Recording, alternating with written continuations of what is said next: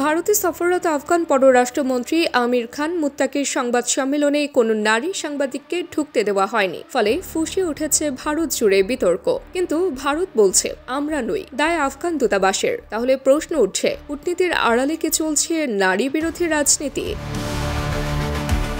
ভারত সফররত আফগানিস্তানের তালেবান সরকারের পররাষ্ট্রমন্ত্রী আমির খান মুত্তাকির সংবাদ সম্মেলনে কোনো নারী সাংবাদিককে প্রবেশের সুযোগ দেওয়া হয়নি। এই ঘটনাকে কেন্দ্র করে ভারত জুড়ে তীব্র বিতর্ক ছড়িয়ে পড়ে। এই ঘটনায় মূল ভূমিকায় রয়েছেন আফগান পররাষ্ট্রমন্ত্রী আমির খান মুত্তাকি। ভারত সরকারের পররাষ্ট্র মন্ত্রণালয়, নারী সাংবাদিকরা এবং ভারতের বিরোধী দলগুলোর নেতারা, বিশেষ করে রাহুল গান্ধী, প্রিয়াঙ্কা গান্ধী ও পি চিদাম্বরম। ঘটনাটি ঘটে শুক্রবার 10 অক্টোবর দিল্লিতে আফগানিস্তান দূতাবাসে আয়োজিত সংবাদ সম্মেলনে। এরপর শনিবার 11 অক্টোবর ভারত সরকার আনুষ্ঠানিকভাবে নিজেদের অবস্থান পরিষ্কার করে। সংবাদ সম্মেলনটি অনুষ্ঠিত হয় ভারতের রাজধানী নয়া দিল্লিতে অবস্থিত আফগানিস্তান দূতাবাসে। ভারতীয় পররাষ্ট্র মন্ত্রণালয় জানায়, ওই দূতাবাসের কার্যক্রম তাদের নিয়ন্ত্রণাধীন নয়। নারী সাংবাদিকদের বাদ দেওয়া একটি দেশ হিসেবে ভারতের গণতান্ত্রিক মূল্যবোধের সঙ্গে সাংঘর্ষিক, বিশেষ করে যখন আফগানিস্তানে তালেবান সরকারের নারী বিরোধী নীতিগুলো আন্তর্জাতিকভাবে নিন্দিত। ভারতীয় সমাজের বড় একটি অংশ মনে করছে, এমন একটি ঘটনায় ভারতের নীরব থাকা নারীর অধিকার প্রশ্নে দুর্বল অবস্থানকে নির্দেশ করে। ভারতীয় পররাষ্ট্র মন্ত্রণালয় জানিয়েছে, সংবাদ সম্মেলনের আমন্ত্রণপত্র পাঠানো হয়েছিল মুম্বাইয়ের আফগান কনসাল জেনারেল মনোনীত সাংবাদিকদের কাছে, যা পুরোপুরি আফগান দূতাবাসের সিদ্ধান্ত।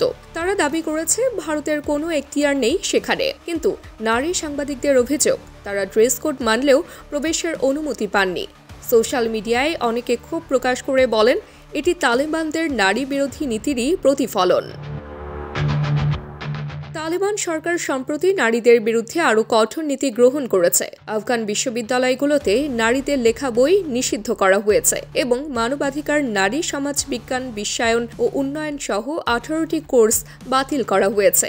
ভারতের বিরোধী নেতারা এই ঘটনায় সরব হয়েছেন।